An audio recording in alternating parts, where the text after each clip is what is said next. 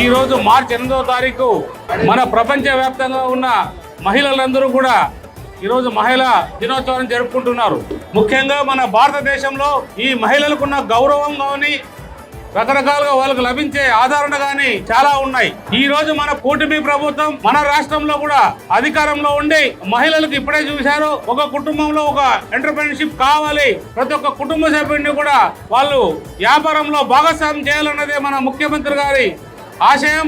పవన్ కళ్యాణ్ గారు కూడా దానికి ఎప్పుడు కూడా సహకరిస్తూ, నారా లోకేష్ బాబు గారు మీరు చూస్తూనే ఉన్నారు, తల్లికి వందనం అంటే చాలా గొప్ప పథకం. ఇంట్లో ఎంతమంది పిల్లలు ఉంటే అంతమంది పిల్లలు చదువుకోవడానికి, ముఖ్యంగా ఆడపిల్ల వాళ్ళు. ఎందుకంటే మన ప్రాంతంలో, మన రాష్ట్రంలోనే అత్యధికంగా బాల్య వివాహాలు జరుగుతున్న ప్రాంతం ఏదైనా ఉందంటే అది మన కళ్యాణదుర్గ ప్రాంతం అని చెప్తున్నారు. దాన్ని మనం అరికట్టాలి. చాలా తెలివైన విద్యార్థులు ఉన్నారు, బాగా చదువుకునే వాళ్ళు ఉన్నారు, వాళ్ళను ప్రోత్సహించాలి.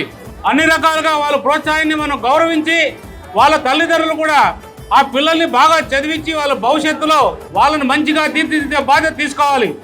తెలిసో తెలియకో గడిచిన ఇన్ని సంవత్సరాలు మన ప్రాంతం వెనకబడింది. మన ముఖ్యమంత్రి చంద్రబాబు నాయుడు గారు ఎన్నో సంస్కరణలు మహిళలపైన తెస్తున్నారు. అంటే స్త్రీశక్తి కావచ్చు, ఏదో తల్లికి వందనం కావచ్చు, లేదా గ్యాస్ సిలిండర్లు కావచ్చు, లేదా ఇంటికి ప్రతి ఇంటి మహిళకు కూడా ఇంటి పట్టా కావచ్చు, ప్రతి ఒక్కటి కూడా మహిళలకే మనం కేటాయిస్తూ వస్తున్నాం.